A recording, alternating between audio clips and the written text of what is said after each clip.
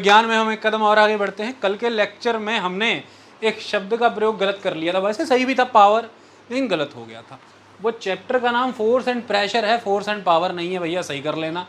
Chapter है 11 class 8th NCERT book science, उसमें chapter 11 that is force and pressure. हम इसे फिजिक्स के तहत कवर कर रहे हैं। फोर्स के विषय में कल हमने आपको सारा समझा दिया था। ओके, हमने पुश पुल इफेक्ट के माध्यम से आपको बताया कि किसी भी तरह से आपको पुश और पुल इफेक्ट क्रिएट करना है। वो आप जब क्रिएट कर लेंगे तो ऑब्जेक्ट के ऊपर एक्शन हो जाएगा। ऑब्जेक्ट पे जब एक्शन हो गया तो ऑब्जेक्ट मोशन में आ जाएगा, मूव करेगा, या मूवमेंट में है तो रेस्ट में आ जाएगा। रेस्ट से मूव कराना, मूव से रेस्ट में लाना, दोनों ही उसके स्टेट ऑफ मोशन को चेंज करने जैसा है।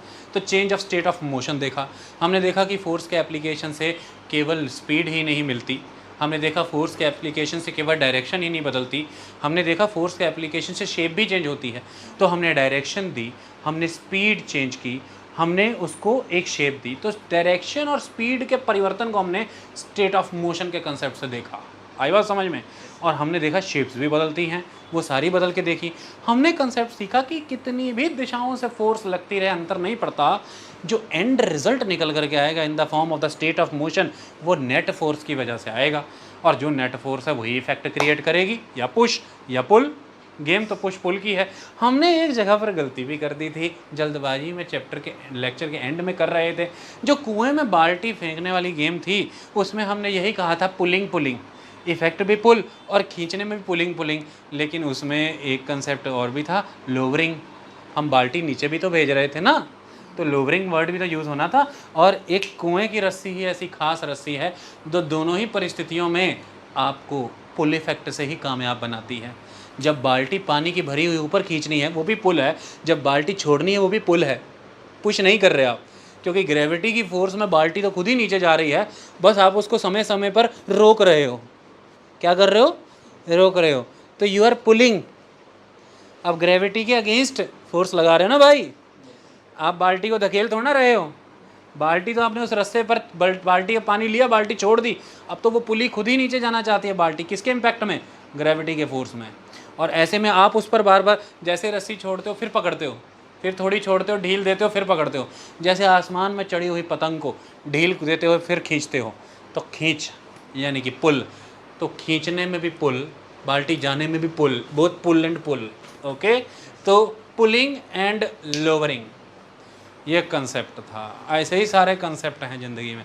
आज हम आगे बढ़ रहे हैं। फोर्सेस कई तरह से होती है, जैसे कॉन्टैक्ट फोर्सेस होती हैं और नॉन कॉन्टैक्ट फोर्सेस होती हैं। दोनों के बारे में अच्छे समझ लेते हैं, कंसेप्ट समझा देंगे।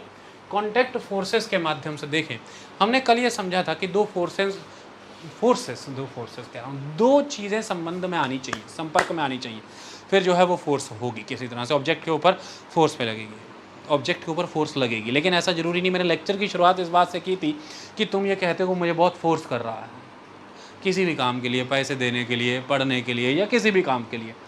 लेकिन मान लो कि तुम खुद से भी ये कहते हो कि यार वो बंदा काम इतना करता है, हम पर बड़ा फोर्स क्रिएट हो रखा है, हमें पढ़ना। इसमें तो भैया कोई फिजिकल कॉन्टैक्ट नहीं किया जा रहा, लेकिन फिर भी हो रहा है। ये मानसिक स्तर पर है। हम इसे भी फोर्स, हम इसे भी एक तरह का बल का इस्तेमाल कहते हैं, क्योंकि हम पर दबाव बढ़ रहा है, दबाव, प्रेशर। तो प्रेशर का संबंध भी फोर्स से है ना, तो चैप्टर के नेम में इसमें तो प्रेशर भी है। ओके, फोर्स के कॉन्टेक्स्ट में देखें तो कॉन्टैक्ट फोर्स, जैसे कि मस्कुलर फोर्स, अच्छा, जैसे कि पानी की बाल्टी आपने खींची, जैसे ही गाड़ी को आपने धक्का दिया, जैसे कि फुटबॉल को आपने किक मारी, जैसे कि बॉल को आपने हिट मारा, ये सारी चीज़ों के लिए चाहे आप अपने शरीर का प्रयोग करें, चाहे किसी स्टिक का या किसी रोप का, आप कर तो कॉन्टैक्ट ही रहे हैं ना। पानी की बाल्टी खींचने के लिए आपने रस्सी से संबंध बनाया, संपर्क वाला संबंध। कौन सा? संपर्क वाला। बड़े तरह के संबंध बनते हैं, संपर्क वाला। गाड़ी को धक्का देने के लिए बेटी कौन सा संपर्क बनाया? वही संपर्क बनाया। कौन सा? क्या संपर्क बनाया। अच्छा, बॉल को हिट करने के लिए बैट के माध्यम से, बॉल को किक करने के लिए लेग के माध्यम से। तो शरीर, रस्सी या बल्ले, लकड़ी, किसी का भी प्रयोग करके संपर्क बना रहे हो, कॉन्टैक्ट। इसी के वाया आप एक्शन करवा पा रहे हो, क्योंकि इसी कॉन्टैक्ट के बेसिस पर पुश या पुल इफेक्ट लगा पा रहे हो और फोर्स एग्जीक्यूट हो रही है। तो इसलिए ये फोर्स कॉन्टैक्ट फोर्स है। बिना गाड़ी को हाथ लगाए ऐसी दैवीय शक्ति तुम में नहीं है कि तुम गाड़ी को आगे ढकेल दो, है कि नहीं?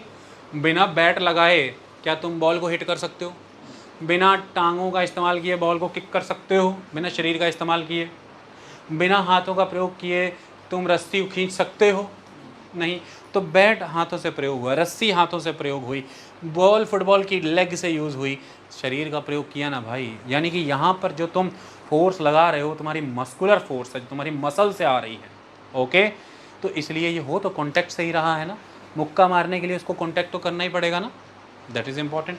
तो contact force that is a muscular force, the force resulting due to the action of muscles is known as the muscular force. The muscular force is the contact force, contract नहीं, कॉन्टैक्ट फोर्स, मस्कुलर फोर्स। तो इसलिए हम देखते हैं जैसे जैसे हम gym जाना शुरू करते हैं हम क्या चाहते हैं, हम ज़्यादा से ज़्यादा वेट लगाएं, हम ज़्यादा से ज़्यादा वेट को लिफ्ट कर लें।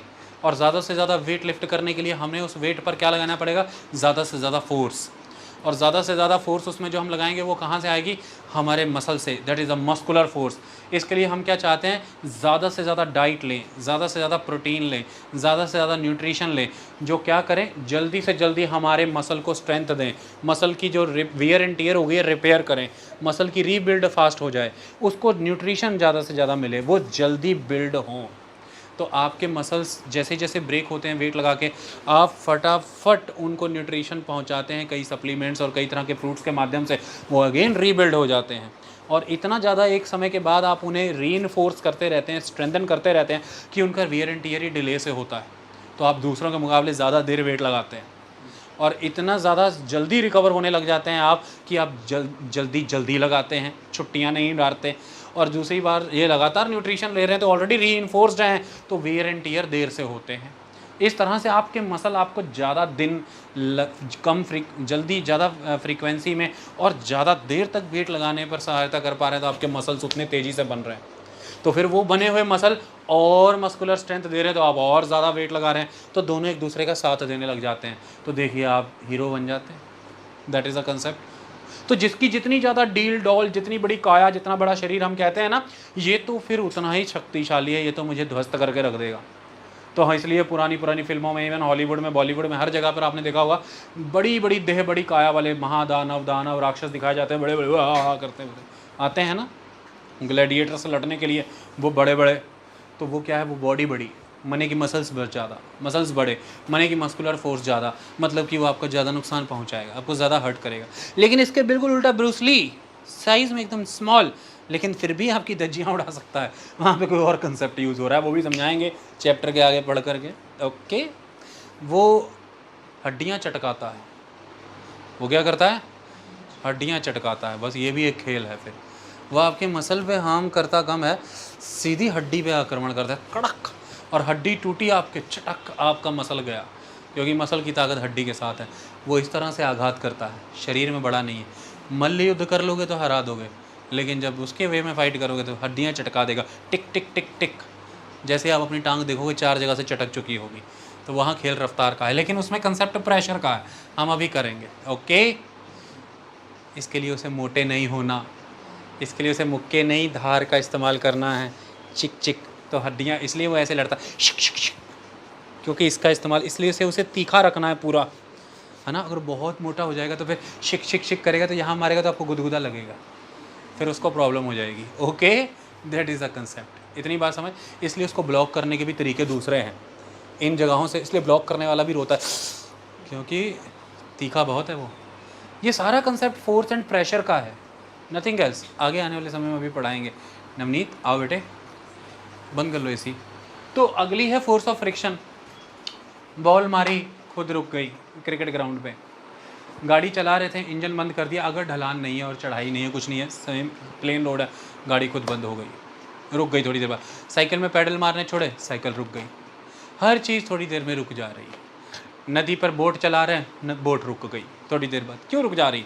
ऐसा लग रहा है कि भाई जब एक बारी चलाई थी तो कोई फिजिकल फोर्स तो नहीं दिख रही है, ऐसी कोई आदमी रोक नहीं रहा, कोई रस्सा नहीं डाला गया, कोई किसी ने आकर के ने अपनी छाती से नहीं रोका, लेकिन फिर भी बोट भी रुक गई, गेंद भी रुक गई, गाड़ी भी रुक गई, साइकिल भी रुक गई, सब रुक गया। ऐसा क्यों हुआ भाई? कोई तो कारण होगा। इसका कारण है कि अदृश्य फोर्स जो हमें दिख नहीं रही है वो यहाँ पर लग रही है, that is a force of friction. आपकी जो बॉल जा रही थी उसका जो सरफेस है और जो नीचे ग्रास है, वो जो ग्राउंड है, ग्राउंड का सरफेस, दोनों एक दूसरे के संपर्क में आ रहे हैं। इससे एक फोर्स क्रिएट हो रही है, that is a force of friction. जो चीज़ मूव कर रही है, जिस डायरेक्शन में जो चीज़ मूव कर रही है उसकी ऑपोजिट डायरेक्शन में ये लगती है, जो चीज़ मूव कर रही है उसके ऑपोजिट डायरेक्शन में ये लगती है, और दो चीज़ों के संपर्क में आने से ही ये पैदा होती है, दो चीज़ों के संपर्क में आने से ही ये पैदा होती है। इसलिए यह भी कॉन्टैक्ट फोर्स हुई कि नहीं हुई, ये भी कॉन्टैक्ट फोर्स हुई कि नहीं हुई। ये वैसे ज़रूरी भी बड़ी होती है, आपको बड़ा दुख होगा कि ये होनी नहीं चाहिए, लेकिन बेटा इस टाइलों पे अभी पानी गिरा दूंगा ना तो फोर्स ऑफ फ्रिक्शन, क्योंकि आपके पैरों की जूती का जो सरफेस है वो टाइलों के सरफेस के संपर्क में नहीं आ पा रहा होगा, वो बीच में लेयर ऑफ वाटर आ जाएगी, इसकी वजह से वो required amount of force of friction नहीं क्रिएट हो पाएगी, इसलिए आप चल भी नहीं पाएंगे, क्योंकि आपके चलने के लिए भी you need a force of friction, एक एक स्टेप आगे बढ़ाने के लिए। अदरवाइज़ आपने पैर रखा, ऐसे पैर रखा, अब आपको इस पैर को यहाँ रुकना था ना, फिर ये इसी के बैलेंस पे अगला पैर उठाओगे, पैर यहाँ रखा, पैर बस फिसल गया, ओ तो पीछे को गिरते हैं ना, या पैर रख के आगे को चलने लगो वो पीछे की ओर फिसल गया, फिर आगे के मुंह गिरते हैं ना, पैर जमीन पे बना नहीं, टिका नहीं, तो हम कहते हैं पानी किसने गिरा रखा है बे, पैर नहीं टिका ज़मीन पे। कारण यही है कि वो फोर्स जिसके दम पे वो टिकना था, वो फ्रिक्शन थी, वो सरफेस फ्रिक्शन लेस हो गया थोड़ी देर के लिए, क्योंकि हमने पानी गिरा रखा था। इसलिए जब हम शोरूम में जाते हैं, वहाँ पर गाड़ी ख़रीदने जाते हैं, उनकी टाइलें इतनी नरम मुलायम रहती है कि गाड़ी कई बार गाड़ी के चक्के आगे बढ़ते ही नहीं, ची ची करके आवाज़ें करती रहती है, वो चल नहीं पा रही होती, क्योंकि फ्रिक्शन लेस है सरफेस बिल्कुल। इसलिए बिल्कुल स्मूथ सरफेसेस पे चलना मुश्किल हो जाता है हमारे लिए, that is a concept. Okay, इसलिए अमूमन अवॉइड किया जाता है कि घरों में ऐसी स्मूथ टाइल्स लगाई जाएं, सीढ़ियों पर ऐसे स्मूथ मार्बल्स लगाए जाएं, इसलिए हमने उसके ऊपर कोई रगड़ मटेरियल रखा होता है जैसे मैट, क्योंकि वो आपको क्या प्रोवाइड करेंगे, फ्रिक्शन। या दूसरा तरीका है कि जो मार्बल है उस मार्बल की हल्की हल्की कटाई करके लाइनें बना दो, ताकि वो लाइनें जो हैं वो फोर्स ऑफ फ्रिक्शन आपको देंगी एक तरह का, और इसकी वजह से आप सीढ़ियों से गिरने से, फिसलने से बच जाएंगे। जैसे हरमिंदर साहिब में आप देखें तो जो उतरती हुई सीढ़ियाँ हैं उसमें तेज़ी से कटाई की हुई है, वो इसलिए कि फ्रिक्शन बनी रहे, वरना तो आप फिसल के किधर ले निकल लोगे वो पता नहीं। इतनी बात क्लियर। तो ये कौन सी फोर्स हुई भैया, कॉन्टैक्ट फोर्स हुई। ये किस डायरेक्शन में लगती है भाई, ऑपोजिट डायरेक्शन में लगती है, it is very clear. So force of friction always acts on the moving objects. अच्छा, जो चीज़ मूव कर रही है उसी पे लगेगी ना भैया, जो चीज़ इसका जन्म कब होता है, जब आप मूव शुरू करते हो, क्योंकि ये आपकी मूवमेंट की डायरेक्शन के ऑपोजिट लग रही है। जब मूवमेंट ही नहीं तो डायरेक्शन है क्या भाई, when there is no movement then there will be direction. तो जब कोई डायरेक्शन ही नहीं, कोई मूवमेंट ही नहीं, तो फिर ये लगेगी भी कैसे। तो ये आपकी मूवमेंट के डायरेक्शन के ऑपोजिट लगती है। आप रेस्ट में हैं, यू आर एट ज़ीरो, तो नहीं लग रही है। क्लियर हुई बात। तो ये न्यूमेरिकल्स जब हम करते हैं तब ये बहुत इंपॉर्टेंट होता है ना। सिंपली क्वेश्चन पूछ लिया जाता है कि ऑब्जेक्ट रेस्ट में है, फ्रिक्शन क्या होगी, तब हम निकाल दें, पर बड़े बड़े सम सॉल्व करने लगे थे, कुछ भी नहीं होगी, फ्रिक्शन है ही नहीं। जब ऑब्जेक्ट रेस्ट में तो कहेगी फ्रिक्शन भैया। तो when the force of friction always acts on all the moving objects and its direction is always opposite to the direction of motion. Okay, clear हुई भाई। अब आप कहेंगे भैया ज़मीन पे चलने वालों पे फोर्स ऑफ फ्रिक्शन लगती, आसमान में उड़ने वाले हवाई जहाज पे नहीं लगती। बेटा बहुत ज़रूरत है, फोर्स ऑफ फ्रिक्शन लगती है तभी तो ऊपर ही ऊपर जाता रहता है। वो जो पतंग हवाओं में उड़ती रहती है उसका भी एक कारण यही है, इधर से वो हवाई जहाज उड़ रहा है, इधर से हवाएं आ रही हैं, फोर्स ऑफ फ्रिक्शन हवा की लग रही है, इसी बल के आधार पर और ऊपर की फ़्लाइट ले रहा है वो। आई बात समझ में। इंजन तो काम ही कर रहा है, लेकिन इस समय अगर मैं वायु खींच लूँ पवन देव होकर के, जो कि मैं कभी नहीं हो सकता, अगर मैं खींच लूँ हवाई जहाज को इंजन के दम पे उड़वा के दिखा देना, कारण उड़ ही नहीं सकता, क्योंकि उसके जो पंखे हैं उनका रोल है हवा पीछे को फेंक रहे हैं, दैट इज़ इम्पॉर्टेंट। ओके, और जो वो उड़ रहा है वो हवाएं उसका रोल प्ले कर रही हैं। तो इसलिए एटमॉस्फेरिक प्रेशर भी हवाई जहाज के लिए बहुत ज़रूरी होता है। इसलिए टेक ऑफ और लैंडिंग के समय वो इस बातों को ख्याल रखता है कि एटमॉस्फेरिक टर्बुलेंसेस का लेवल क्या है, आसमान में घने बादल कितने हैं, वायु दाब बहुत अधिक है या वायु दाब बहुत कम है, इस समय हम फ्लाइट नहीं ले सकते because there is extreme low pressure, समस्या पैदा हो सकती है। इसी का कारण यही है। ओके, फ्रिक्शन का एक महत्वपूर्ण रोल है। इवन पंछी बड़ा मज़ा लेते हैं फोर्स ऑफ फ्रिक्शन का, उड़ते समय उड़ते ही जाते हैं हवाओं में, ऊपर ही ऊपर ऐसे ही जा रहे होते हैं, कर जाते हैं कई बार, है कि नहीं। इतनी बात समझ में आई। नॉन कॉन्टैक्ट फोर्सेस भी तो होती होंगी जो संपर्क के बिना ही हो जाती हैं। मैग्नेटिक फोर्स हमने समझाया था, चुंबक लोहे के पास लेकर के लोहे को खींच लिया, सटक, संपर्क में आने की ज़रूरत थी, बिना संपर्क में खींच लिया। दूसरी बात, चुंबक दूसरे चुंबक के सामने लाया, दोनों के लाइक पोल्स थे, नॉर्थ के सामने, साउथ पोल के सामने, इस चुंबक ने उस चुंबक को दूर किया। तो कौन सी फोर्स थी? दूर भेजने वाली, रिपल्सिव फोर्स। आयरन बार को अट्रैक्ट किया, कौन सी फोर्स थी? Attractive force. तो अट्रैक्टिव फोर्स और रिपल्सिव फोर्स, इन दोनों के एग्जीक्यूट होने के लिए संपर्क में आना जरूरी है। पहली बार में पुल इफेक्ट क्रिएट किया आयरन नेल को अट्रैक्ट करने के समय, दूसरी बार में पुश इफेक्ट क्रिएट किया जब मैग्नेटिक बार को दूसरी ओर भेजा। दोनों ही पुल पुश इफेक्ट के लिए संपर्क में आना जरूरी नहीं था, इसलिए यह नॉन कॉन्टैक्ट फोर्स है। Okay, it is a non contact force, that is a magnetic force. It's a simple thing. Next important aspect, electrostatic force. अक्सर बचपन में करते रहते थे ना, प्लास्टिक का स्केल लेके बालों में करके, और फिर क्या करते रहते थे, छोटे छोटे पेपर के टुकड़े उसमें चिपकाते रहते थे, और या फिर उस प्लास्टिक का नेल उसमें अपने बालों में चिपका करके दूसरे के बालों, उसे कहते थे इधर आ देख जादू। उसके सूखे रूखे बाल जो नहाए नहीं रहते थे उनके साथ ज़्यादा रहता था, जो एकदम नहा के चिल मार के शैम्पू या साबुन लगा, पहले साबुन ज़्यादा लगाती थी मम्मियाँ, शैम्पू तो बचपन, अच्छा शैम्पू लगाने की भी एक उम्र आती थी। ऐसा भी नहीं है कि तुम बचपन से ही शैम्पुओं पे अधिकार कर लो, कितनी लंबी उम्र तक तो कहते थे कि ज़्यादा शौकीन ही चढ़ी है, साबुन लगा चुप, तो साबुन ही लगाते रहे। तो साबुन लगा हुआ उन बालों को स्केल इतना नहीं खींच पाता था, लेकिन जो अंदर से ही सेबेशियस ग्लैंडों से तेल निकल के बाल चिपट हो रखे हैं, उनके पास वो लेकर के जाओ, जिन पे चिट्टी डस्ट भी चिपटी रहती थी, एक बाल में ऐसा लगता है जुएँ पड़ी हुई हैं, वो ज़्यादा खींचता है स्केल की ओर, उसे खींच दिखाते सकता है ये क्या खींच रहा है। तो दैट इज़ अ कल्चर, करके देख लेना, कुछ नहीं है। हर चीज़ के ऊपर देखो एक रैंडम सा चार्ज रहता है, हर चीज़ के ऊपर क्या रहता है? एक चार्ज रहता है। हर चीज़ों सबके ऊपर सब कुछ चार्ज है, एवरीथिंग। लेकिन जब हम उसको डिस्टर्ब कर देते हैं, उसको किसी प्रोसेस के वाया डिस्टर्ब कर देते हैं, तो एक पर्टिकुलर चार्ज उसके ऊपर एग्जिस्ट कर जाता है, थोड़ी बहुत मात्रा में, तो वो ऑब्जेक्ट चार्ज्ड ऑब्जेक्ट हो जाता है। आई बात समझ में?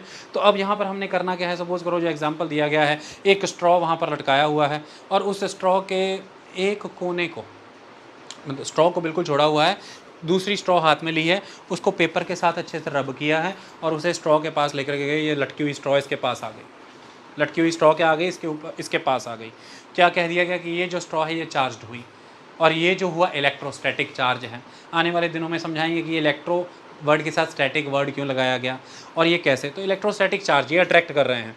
दूसरी तरफ वो जो लटकी हुई स्ट्रॉ थी उसको भी अब पेपर से रब कर दिया है, और इस स्ट्रॉ को उसके पास लेकर के गए हैं, तो स्ट्रॉ दूर हो गई। पहले केस में अट्रैक्ट हुई, दूसरे केस में दोनों ही चार्ज हैं, तो ये स्ट्रॉ रिपेल हो गई। दोनों ही केसेस में हमने फोर्स को ऑब्जर्व किया। हमने देखा एक केस में अट्रैक्शन, एक केस में रिपल्शन, एक केस में पुल, एक केस में पुश। इफेक्ट तो लगा है, तो ये नॉन कॉन्ट्रैक्ट फोर्स है, ये इलेक्ट्रोस्टैटिक फोर्सेस हैं जो चार्ज्ड ऑब्जेक्ट्स के तहत एग्जीक्यूट होती हैं, और ये चार्जेस इलेक्ट्रोस्टैटिक चार्जेस हैं। ओके, तो that is a electrostatic force. उसके ऊपर ग्रेविटेशनल फोर्स, देखिए आप नल चलाते हैं तो उसका पानी, आप सिक्का हाथ से छूटता है तो ज़मीन पे गिरता है, कुछ भी आपके टेबल से हर चीज़ नीचे की ओर गिरती है। नल चलाने के बाद पानी ऊपर को नहीं जाता, नल ऊपर की ओर मुंह बनाया है शैतानी से, पानी ऊपर जाएगा फिर नीचे ही गिरेगा। सिक्का जितना मर्जी ऊपर उछालो नीचे ही आना है, गेंद जितनी मर्जी हवा में ऊपर उछाल दो आनी वो नीचे ही है। हर चीज़ को नीचे की ओर आना है। क्यों आना है? क्यों पृथ्वी की ओर आ रही है, क्योंकि उसमें कोई ना कोई फोर्स है, द फोर्स ऑफ ग्रेविटेशन, अर्थ की फोर्स ऑफ ग्रेविटेशन, या जिसलिए सिंपली आप कह लो ग्रेविटी, जिसे सिंपली आप क्या कह सकते हो? The gravity. तो वो ग्रेविटी जो है हर चीज़ों को अपने ओर अट्रैक्ट कर रही है बिना संपर्क साधे। यानी कि नल के पानी में, नल के तहत जो पानी निकल रहा है, जो सिक्का आपके हाथ से, जो सेब उस समय में गिरा था किसी वैज्ञानिक के सर के ऊपर, क्या कहानी थी क्या नहीं वो तो भगवान जानता है, लेकिन मुद्दा यह है कि चीज़ें नीचे की ओर ही गिरती हैं, मतलब कि कोई फोर्स उसे खींच रही है अपनी ओर, the force of gravitation, simply gravity कह करके पुकारेंगे हम। अर्थ के अंदर वो ग्रेविटेशन फोर्स है, और अर्थ की यह ग्रेविटी हर चीज़ को अर्थ की ओर आकर्षित करती है। इसमें आयरन बार होना ज़रूरी नहीं, इसमें आपको मैग्नेट होना ज़रूरी नहीं, यही अर्थ की ग्रेविटी का फ़ायदा है, वो हर चीज़ को भैया अपनी ओर खींच लेती है। पृथ्वी का गुरुत्वाकर्षण बल इतना है कि प्रत्येक वस्तु को अपनी ओर आकर्षित कर लेती है, चाहे आप जीव जंतु, पेड़ पौधे, हिमालय पर्वत, नल, पानी, कुछ भी हो, सब खींचेगा। तो झरनों के पानी नीचे की ओर आते हैं, नदियों का प्रवाह नीचे की ओर आता है, ढलान से गाड़ियां नीचे की ओर आती हैं, कारण ग्रेविटेशन है। ओके, कारण क्या है बेटा? ग्रेविटेशन। लेकिन ग्रेविटी जो है वो पृथ्वी की अकेले की संपत्ति नहीं है, it is not the monopoly of the earth only. इस ब्रह्मांड में, इस यूनिवर्स पर जितनी भी चीज़ें हैं, हर चीज़ एक दूसरी चीज़ को अट्रैक्ट कर रही है अपनी ओर, सभी के तहत एक ना एक अपनी फोर्स ऑफ ग्रेविटी